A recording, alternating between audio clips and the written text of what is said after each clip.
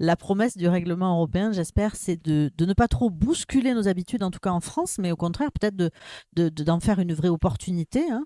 Donc, c'est le règlement relatif à l'espace européen des données de santé. Donc, évidemment, il est au cœur et il sera au cœur du quotidien, notamment des médecins et des professionnels de santé. Il donne plusieurs promesses. Une première promesse qui touche alors cette fois-ci davantage les patients, hein, puisqu'il va uniformiser à l'échelle de l'Union européenne les droits des patients sur leurs dossiers médicaux, sur leurs données de santé. Donc ça, c'est un aspect hyper important du règlement. Il leur promet aussi de leur faire bénéficier des progrès techniques, de la recherche, de l'intelligence artificielle, puisqu'il permet la réutilisation de leurs données, alors sous leur contrôle évidemment, hein.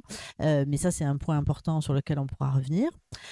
Pour la partie professionnelle de santé. Donc pour eux, la promesse, eh ben, c'est de mieux prendre en charge le patient, notamment les patients qui proviennent des 27 États membres de l'Union européenne, parce que les professionnels auront accès à des données de patients venant de n'importe quel pays de l'Union européenne. Donc le règlement prévoit un certain nombre de mécanismes d'échange de données. En France, c'est là où on ne bousculera pas trop les professionnels, on l'espère. On a les outils déjà nécessaires et en place. Donc c'est plutôt évidemment très positif. Et puis le règlement, il fait aussi une promesse aux utilisateurs de données, c'est-à-dire à ceux qui voudraient réutiliser des données de santé. Donc les professionnels de santé sont concernés aussi, hein, pour améliorer leur pratique quotidienne.